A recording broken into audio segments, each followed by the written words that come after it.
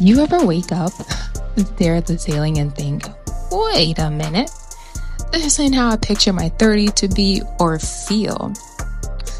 I thought by now I would be settled in, cash stacked up to the ceiling, maybe even sipping on a bottle of wine on my balcony as I view the sunset in Guam, Paris, Rome, Italy.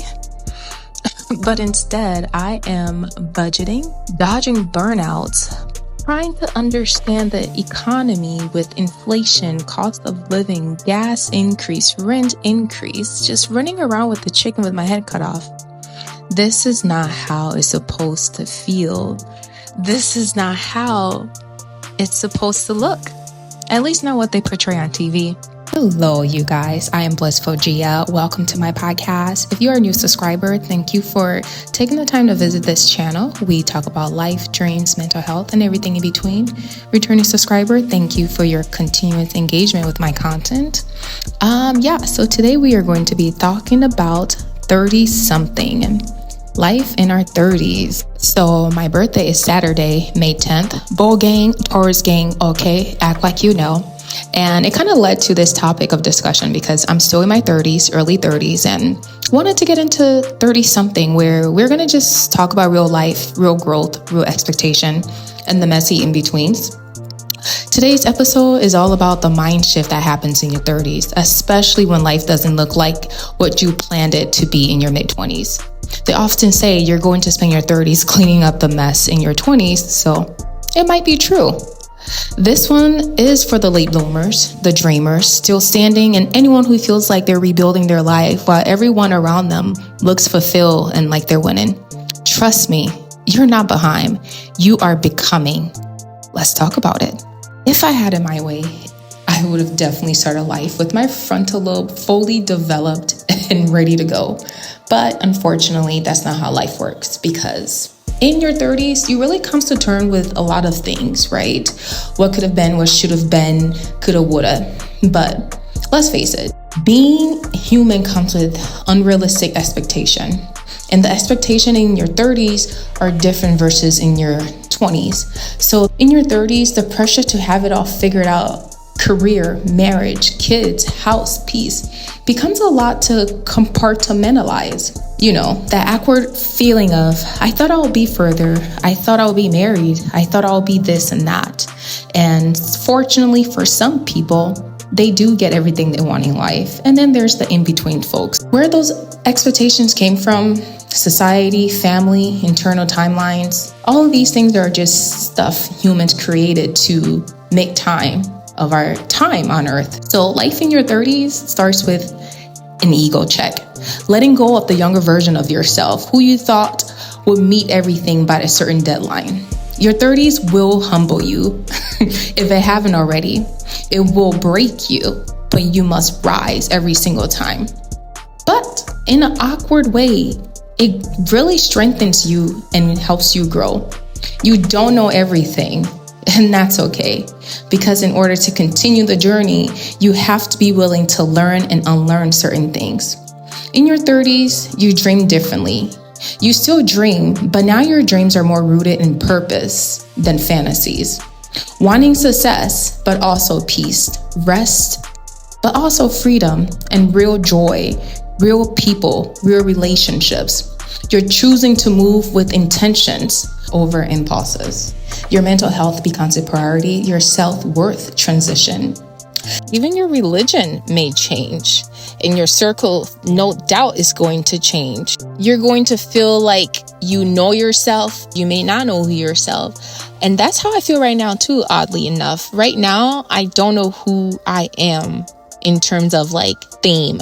I feel like I've always had a theme or known who I am in the past, but now it's just like a blank canvas and I get to rebuild that. And that's the other thing about your 30s. A lot of rebuilding, a lot of second guessing things, maybe feeling even stuck, but feeling stuck doesn't mean you're failing. It means you're processing. It means you're grounded and need to sit with yourself and figure out your next decision. Learning to separate your self-worth from productivity or your income will help you navigate the challenges that comes in your 30. Because with things like inflation, you cannot control those things. So if you solely tie your self-worth to your income or your status, there's going to be a lot of tug of war internally.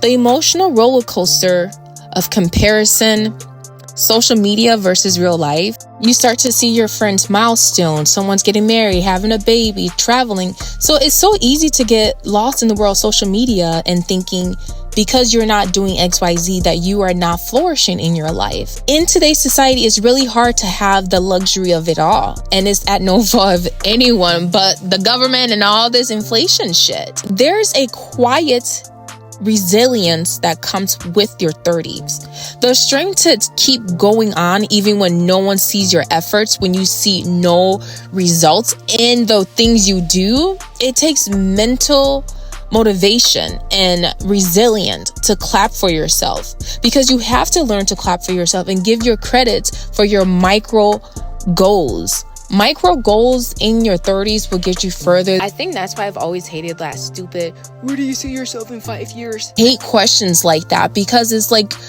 bitch, what do you mean, where do I see myself in 5 years? Hopefully alive, healthy, at a company where I'm able to afford my cost of living, take my kid on a vacation. Like, you can't say those things at interviews, but you get my sentiments. And then you got to redefine what making it means to you.